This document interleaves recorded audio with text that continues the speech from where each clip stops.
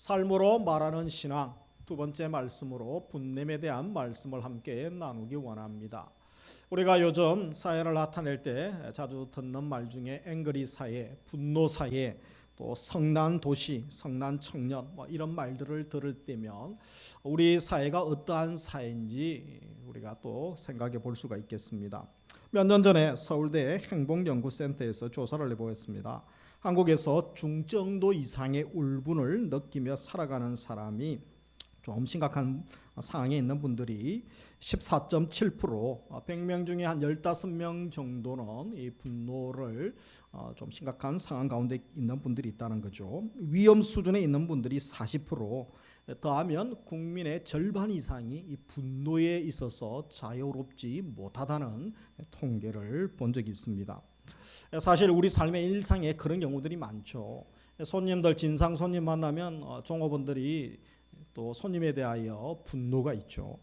그리고 직장인들은 상사에게 또 남녀에게 서로 화를 내기도 합니다. 운전하다가 누군가 끼어들면 갑자기 화가 나고 어떤 분들은 욕을 하죠. 그거 가지고도 안 되면 따라가서 보복 운전을 하지 않습니까? 그래서 보복 운전하지 말라고 사고 나서 대형 사고 또 인명 피해가 있기 때문에 또 법적으로 제재를 하기도 합니다. 어떤 분은 자존심 상했다고 내 감정 건드렸다고 폭행에 또 보복 살인까지 묻지마 살인까지 하기도 합니다. 직장 상사의 갑질, 대기업 CEO, 사모님뿐 아니라 기업의 상사들의 갑질, 또 태움, 여기저기 다 있죠.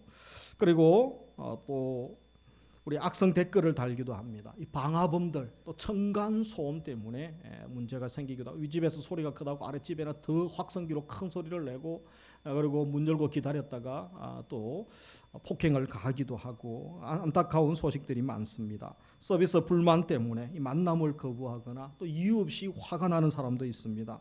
음악 소리가 거슬리고, 어떤 분들은 홧김에 내가 또 분노를 표출하고 또 폭행을 가하기도 하는 경우가 있습니다. 이런 경우 외에도 있죠. 우리 사춘기 청소년들 10대 얼마나 무섭습니까? 그냥 화가 납니다. 그리고 우리 사춘기 쪽 갱년기 40대 중반부터 갱년기도 아주 무섭습니다. 사춘기 자녀들과 갱년기 부모가 싸우면 누가 이길지 집집마다 상황이 다르다고 그런 이야기도 하십니다.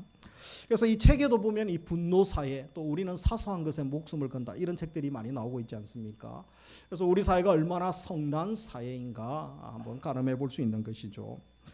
국내 한 자료에서 이 폭력 사건을 조사한 적이 있습니다. 이 폭력 사건 중에 40%가 홧김에 폭행을 또 폭력 사고가 일어나는 그런 통계가 나타나기도 합니다. 그래서 이 분노 조절 어려움이 있는 분들이 점점 매년 많아지고 있다는 것입니다. 이 조절이 안 된 분노의 위험, 이것은 예기치 못한 폭력성과 또 파괴로 나아가기도 합니다. 그래서 이 극단적 분노가 사람을 향하여는 폭행, 살인으로 나아가고, 자기를 향하여는 또 극단적인 자살까지 나아가는 안타까운 모습을 봅니다. 우리가 살고 있는 이 분노 사회 가운데 또 신뢰성 위기의 사회를 우리가 살고 있습니다. 지난주에 이어서 오늘 말씀은 이 세상에서 어떻게 신뢰를 회복하기 위하여 하나님의 말씀이 온전히 이루어지기 위하여 우리가 삶으로 보여주는 신앙인이 되어야 된다라고 계속 말씀을 하고 있는 것이죠. 그래서 두 가지의 말씀을 계속해서 나누면, 하나는 언어 생활이죠. 하나는 행동, 같이 또 하나가 되어져야 함을 말씀을 하고 있습니다. 그래서 오늘은 삶으로 말하는 신앙으로 두 번째, 바로 분냄에 대하여 함께 말씀을 나누고자 합니다. 우리 19절 말씀 같이 읽겠습니다. 내 사랑하는 형제들아, 너희가 알지니 사람마다 듣기는 속히 하고 말하기는 더디하며 성내기도 더디하라. 그래서 19절에 보면 형제들아 성내기도 더디하라 라고 하죠. 화냄에 대한 말씀이 있죠. 그러면서 20절에 보면 같이 읽습니다. 사람이 성내는 것이 하나님의 의를 이루지 못함이라. 그래서 우리가 화내기를 더디해야 하는 이유, 하나님 나라, 하나님의 일과 관계가 있죠. 하나님의 의를 이룰 수 없다라고 말씀합니다. 하나님의 의는 하나님이 요구하시는 것, 하나님이 우리에게 원하시는 수준을 말씀하는 것입니다. 그래서 이 성내는 것이 바로 우리 마음 깊은 곳에 있는 분노, 화라고 할 수 있는 것이죠. 우리 예수님께서도 이 분노에 대하여 이 화를 내는 것에 대한 말씀을 산상수훈에서 하신 바가 있죠. 마태복음 5장 22절에 보면 나는 너희에게 이르노니 형제에게 노하는 자마다 심판을 받게 되고, 한 번 화냈는데 하나님 예수님 말씀은 그죠. 물론 이 일시적인 화가 아니라 계속 화를 품고 있는 것을 이야기하는 것이죠. 그것은 바로 심판받을 이유가 된다. 그래서 우리가 분노하는 것은 하나님의 의를 이루지 못할 뿐 아니라 하나님의 심판이 있다라고 무서운 경고의 말씀을 기억을 해야 되는 것입니다. 그래서 오늘 우리가 말씀을 통하여 살피기 원하는 것은 첫째로 분노는 인간 관계에서 자주 경험되어지는 것입니다. 모두가 분노를 경험하기도 하고 또 본인이 화를 내기도 하죠. 그래서 에베소서 4장 26절에 보면 분을 내어도라고 하죠. 모두가 분을 또 화를 내는 것이죠. 그런데 죄를 짓지 말며 죄를 짓지 않을 수가 있다는 거죠. 해가 지도록 분을 품지 말고 마귀로 틈을 타지 못하게 하라. 분을 내어도 죄를 짓지 않는 비결을 알고 있습니까? 우리 그리스도인들은 이것을 잘 알고 또 삶의 현장에 실천을 해야 되는 것이죠. 그런데 어떤 사람들은 이 분노의 과정을 이해하는 것이 상당히 힘든 사람들이 있습니다. 왜 그렇습니까? 먼저 분노의 과정이 강하고 빠르기 때문에 그렇습니다. 분노가 일어날 때에 너무 빨리 일어나기 때문에 우리가 그것을 잘 지배하고 다스리기가 결코 쉽지 않다라는 것이죠. 그래서 빨리 잊어버립니다. 화나면 화난 것에 또 너무 집중하게 되죠. 할 말을 잃어버리게 됩니다. 그리고 이성이 제대로 작동하지 못합니다. 몸의 행동도 잃어버리는 그런 경우들이 있는 것이죠. 그래서 이 분노할 때 상처를 주기도 하고 또 내가 상처를 또 받기도 하는 것입니다. 또 이유가 있죠. 많은 경우에 분노는 우리의 죄로 이끌기에 그렇기 때문에 그렇습니다. 그래서 많은 관계의 실패는 분노와 관계되어진다는 거죠. 해결되지 못한 문제, 그것도 분노와 관계되어집니다. 삶의 파괴에 바로 분노가 가져오게 되는 것이죠. 뿐만 아니라 사랑하는 데 있어서도 이 분노를 표현하게 되면 이 사랑을 멈추게 하기도 합니다. 그리고 상대방과의 관계에 있어서 벽을 쌓는 것, 나와 상대방의 벽을 쌓는 것, 그것이 바로 분노입니다. 직장생활, 사회생활에서만 그런 것이 아니고 가족관계, 이 교회에서도 사랑방 전도에서도 얼마든지 그럴 수가 있는 것이죠. 주방에서 봉사하다가 화가 나기도 하죠. 전도에 총회하다가 화가 나기도 하고. 그래서 지난주에 잘 지나갔는지 모르겠어요. 아직까지는 평화로운 말씀이 들려서 감사합니다. 누구라도 그럴 수가 있는 것입니다. 그리고 또 분노는 강한 감정입니다. 너무 빠르기 때문에 또 빠르게 또 지배한다라는 것을 우리가 명심해야 됩니다. 그래서 이 분노가 왜 일어납니까? 분노의 원인, 이유가 무엇인지 우리가 알 필요가 있습니다. 성경의 몇 가지 사건을 통하여 우리 인물들을 통하여 우리의 삶에도 한번 돌아볼 수 있는 것이죠. 먼저 창세기 4장에 보면 가인이 나옵니다. 가인이 하나님께 예배를 드리죠. 예물을 드립니다. 동생 아벨과 함께. 그런데 하나님이 그의 예물은 받지 아니하시고 동생 아벨의 예물은 받으시죠. 가인이 거절당했죠. 예배에서 예물을 드렸는데 거절감. 이 거절감이 바로 가인의 안색을 변하게 했다라는 것입니다. 분노하고 안색이 변하게 되죠. 그래서 이 가인이 왜 갑자기 거절감을 경험하면서 이 안색이 바뀌었겠습니까? 하나님이 자기를 공평하게 취급하지 않았다는 거죠. 동생과 자기를 동등하게 그래도 준비해서 예배를 드리고 예물을 드렸는데 왜 누구는 받고 누구는 받지 않습니까? 공평하지 아니하신 하나님, 이런 느낌을 받게 된 것이죠. 우리의 분노의 원인도 그렇지 않습니까? 많은 사람들이 저는 억울합니다. 불공평합니다.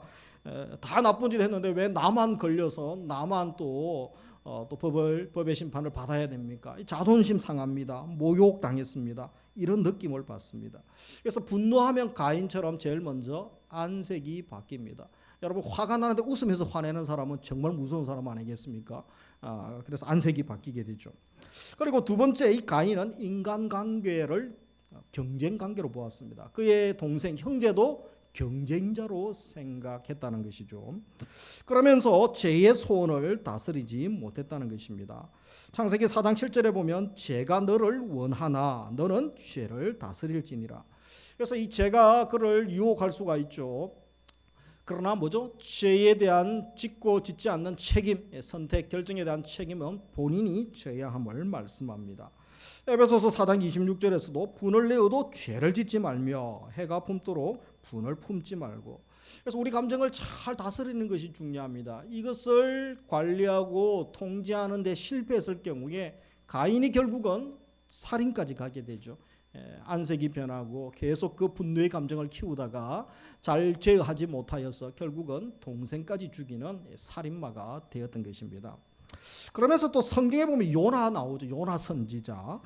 니느웨 성에 하나님이 심판하시라고 보냈는데 하나님이 심판은커녕 그냥 니느웨의 왕과 신하들 백성들의 회개를 보면서 돌이킴을 보면서 용서해 주시지 않았습니까? 그래서 요나가 얼마나 화가 나는지 하나님께 분노를 표출하는 것을 봅니다.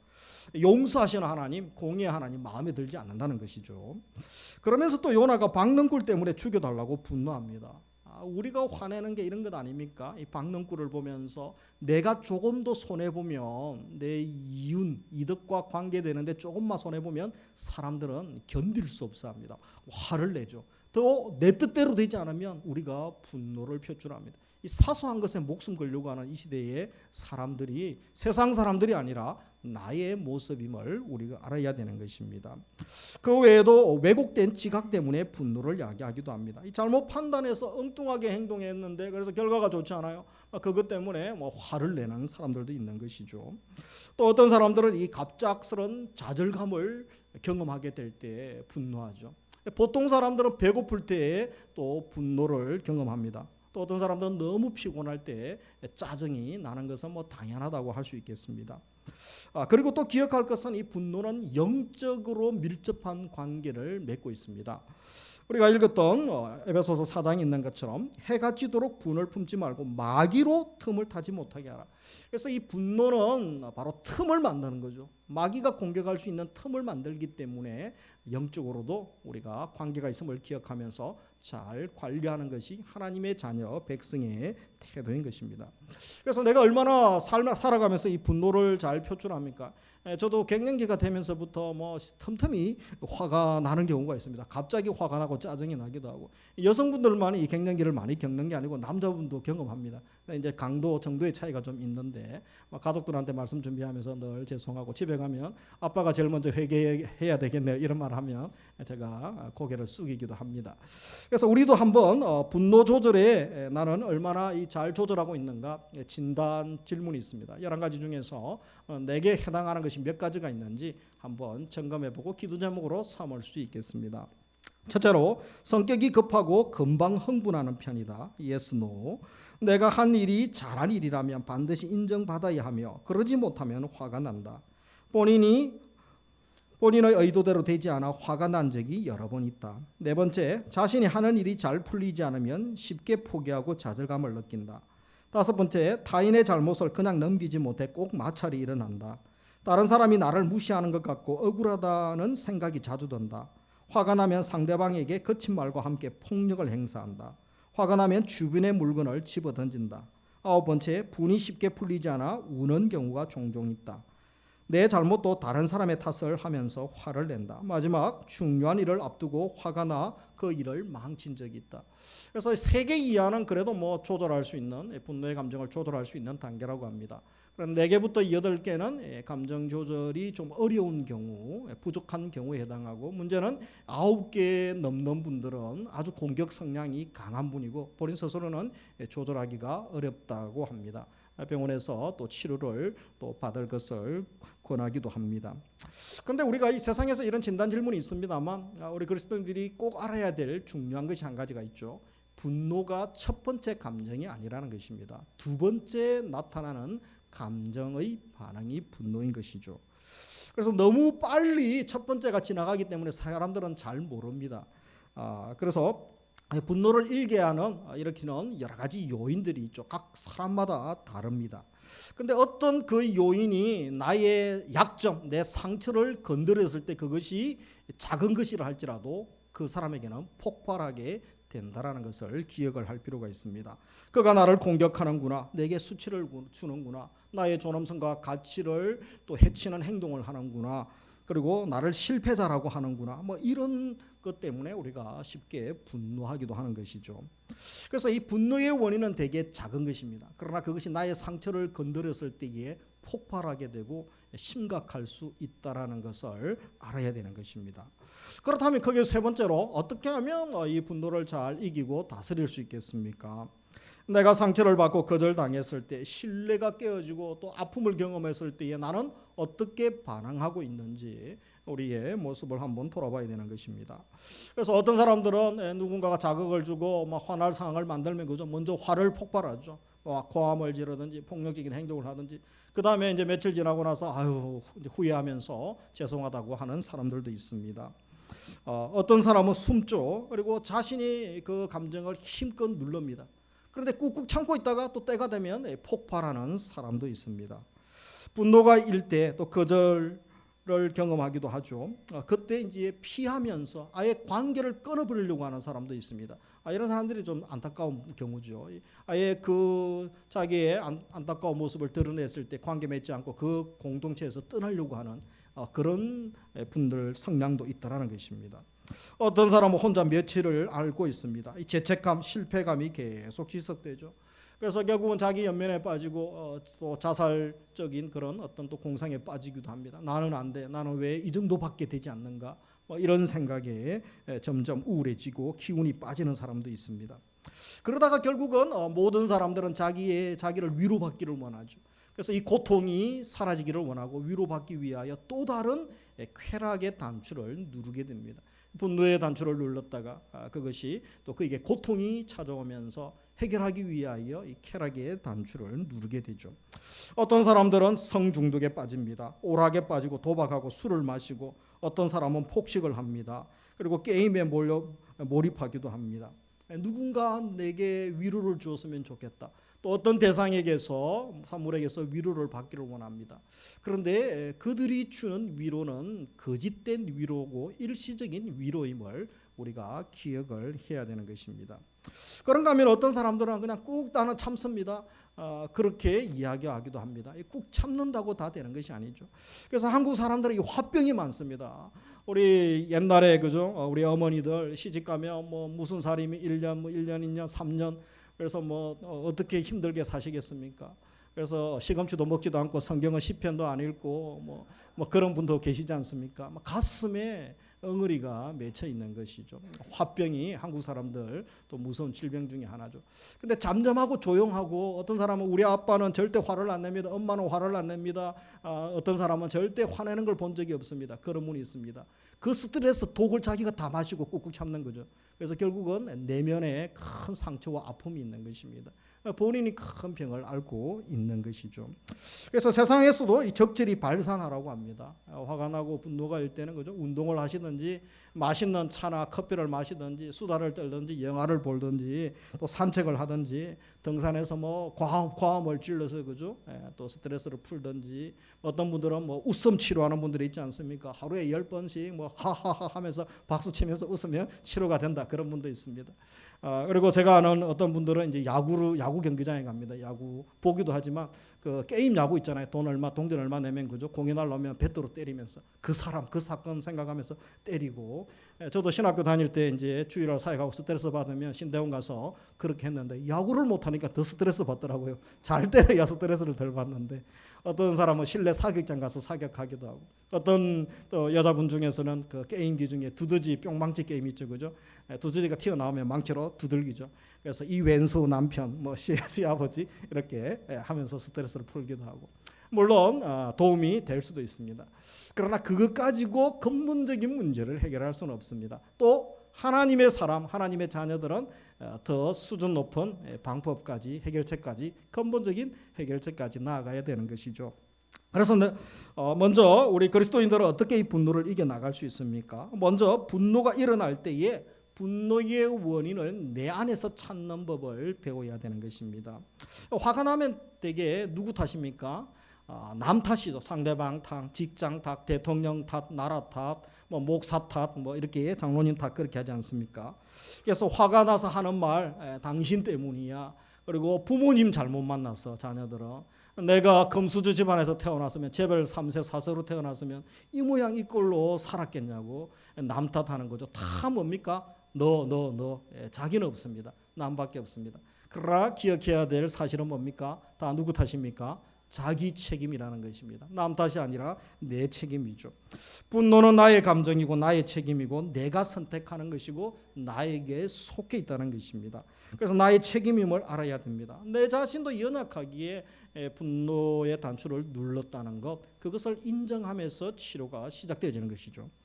그러면서 특별히 신앙 공동체나 또 친밀한 공동체 가운데, 특별히 가족 관계 가운데서 나의 분노의 단추를 가족들에게 알리는 것이 중요합니다. 이 분노의 단추가 뭡니까? 나는 이런 상황이 되면, 이런 어떤 매체가 있을 때에 이런 말을 들었을 때 나는 분노합니다. 그래서 미리 알려주면서 도움을 받을 필요가 있습니다.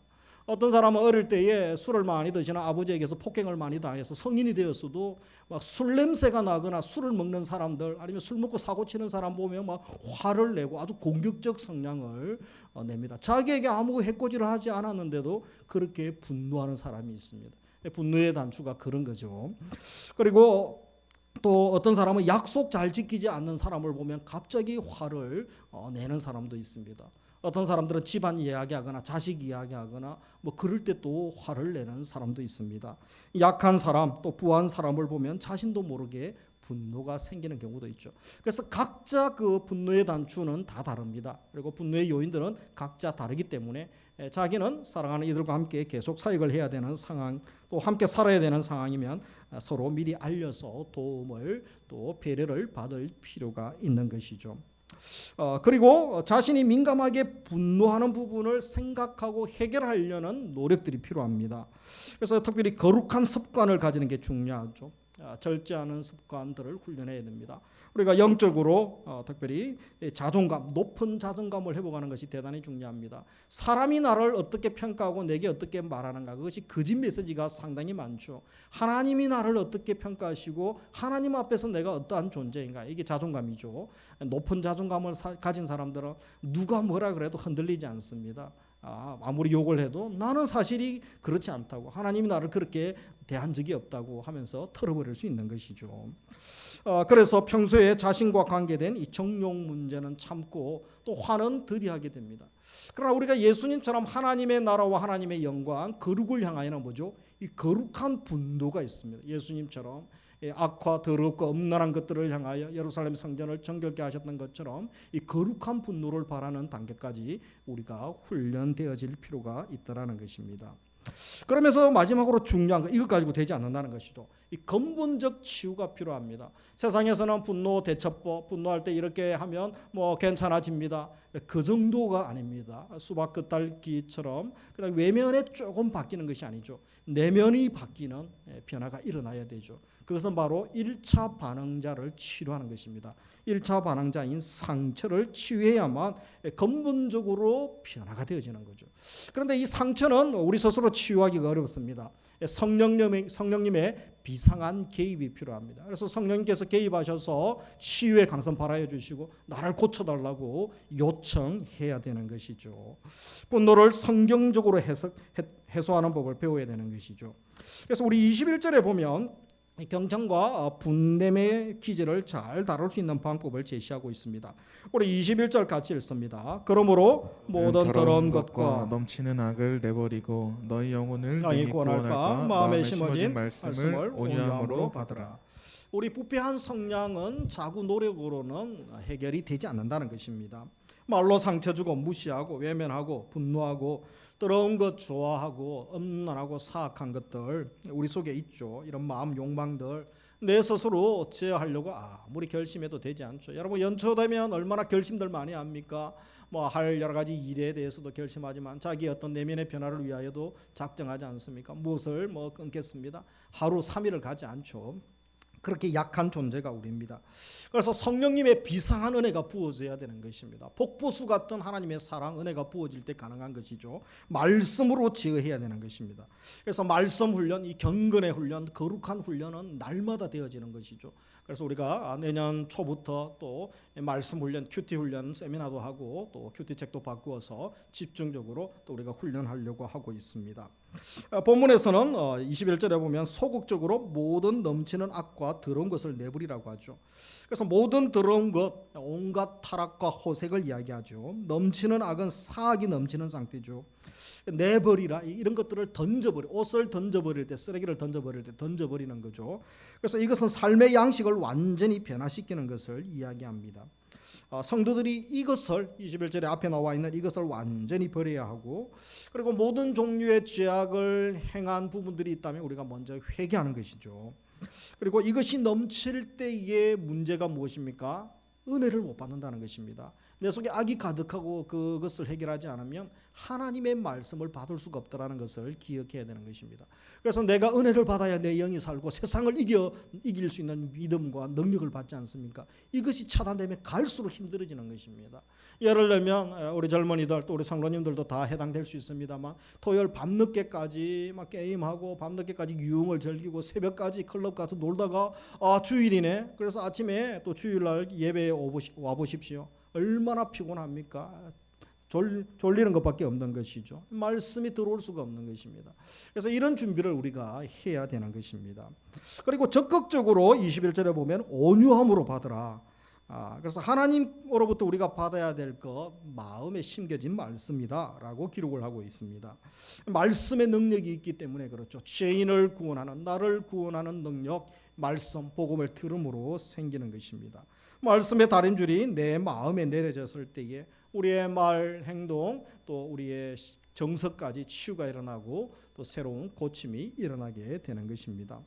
그래서 우리가 성경적 방법으로 창조적으로 풀어야 되는 것입니다. 그리스도인들은 세상의 처세술 정도 가지고 아니고 바로 우리가 말씀으로 하나님이 기뻐하시는 것들로 풀 수가 있는 것이죠. 적극적으로 선한 일에 집중해 보시기 바랍니다. 그래서 구제하고 또 전도하고 봉사하는 일을 하다 보면 우리의 내면이 바뀌는 것을 보고 기쁨이 찾아오는 것을 경험합니다. 말씀을 읽고 또 필사하고 묵상하고 암송하는 것에, 거룩한 것에 자신을 올가매고 거룩한 일에 또 집중해 보시기 바랍니다. 하나님이 주신 은혜들이 있는 것이죠. 한나가 원통한 일을 당할 때 있죠. 그래서 한나는 어디에 갑니까? 성전에 가서 간절히 눈물로 기도하지 않습니까? 그 원통함을 해결받습니다. 기도할 때 기도의 능력을 경험하죠. 기도할 때 가슴이 시원해지고 평화를 경험하고 두려움이 떠나가고 악하고 미운 마음들이 사라지게 되는 것입니다. 성령께서 역사하시고 하나님께서 은혜를 주실 때 가능한 것이죠. 바울과 실라가 복음 전하다가 감옥에 들어갑니다. 이 두렵고 또 죽음이 찾아오는 이 감옥 상황 가운데 그들이 찬양하고 기도하기 시작합니다. 찬양의 능력이 있는 거죠. 두려움이 떠나가고 어둠이 떠나가고, 그래서 하나님께서 그들을 만나주시고 해결해 주시는 것을 보게 됩니다. 괴로울 때 사람 의지하지 말고, 내게 화가 일어날 때, 분노가 폭발할 때 사람 바라보면 더 화가 나죠. 그때 누구를 바라봐야 됩니까? 모든 것을 해결해 주시고 위로해 주시고 치유해 주시고 소망을 주실 하나님만 바라볼 수 있기를 주님의 이름으로 축복합니다. 우리 서로 인사하겠습니다. 하나님만 바라봅시다. 하나님만 바라봅시다. 아멘.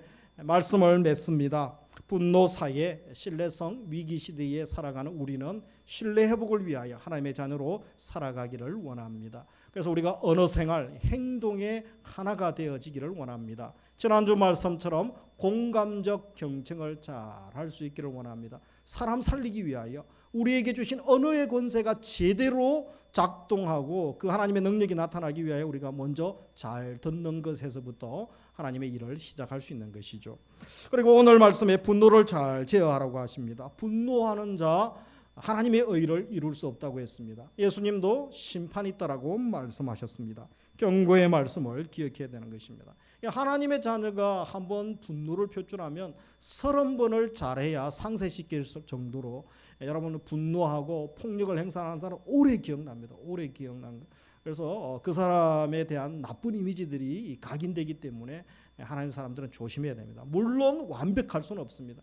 그러나 늘 성령께서 또 제어해 주시고 다스려 달라고 늘 은혜를 주시고 긍휼을 베풀어 달라고 가정의 자녀들 또 직장에서 사랑방에서 전도에서 사역의 현장에서 늘 기도해야 되지 않겠습니까? 우리 그리스도인들이 세상의 맛을 잃어버렸습니다. 벌써 식상한 교회 그리스도인이 되었습니다. 다시 회복해야 되지 않겠습니까? 이런 은혜를 오늘 2부 예배 들으시는 우리 성도님들, 온라인으로 또 예배 참석하시는 우리 성도님들에게 부어주시기를 주님의 이름으로 축복합니다.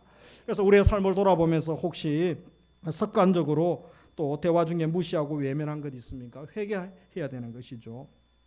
그리고 혹시 아직도 그 사람 생각하면 용서가 되지 않고 그 사건 생각하면 용서가 되지 않고 생각하기도 싫은, 가까이 가기도 싫은 일들이 있습니까? 우리 힘으로 되지 않는 것이죠. 성령께서 비상한 은혜를 주셔야 됩니다. 내 내면에 있는 깊은 상처를 하나님께서 치유해 주시고 예수님을 보내주셔서 십자가에서 피투성이가 되시면서 우리의 과거, 현재, 미래 모든 상처와 아픔도 치유해 주셨습니다. 그 치유, 십자가의 능력을 한 주간 경험할 수 있기를 원합니다. 그래서 나의 분노의 단추, 쾌락의 단추를 누르고 있는 깊은 상처도 말씀의 빛, 성령의 빛 가운데 우리가 치유받아서 마지막 분노의 사람으로 사는 것이 아니라 고통, 갈등의 현장에 쓰임받는 인생이 아니라 성령의 사람 되어서 거룩한 사람 되어서 우리 때문에 생명이 살아나고 치유가 일어나고 회복이 일어나야 되지 않겠습니까? 하나님의 복의 통로로 쓰임 받아야 되지 않겠습니까? 이런 은혜를 주시기를 주님의 이름으로 축복합니다. 우리 말씀 생각하시면서 함께 찬양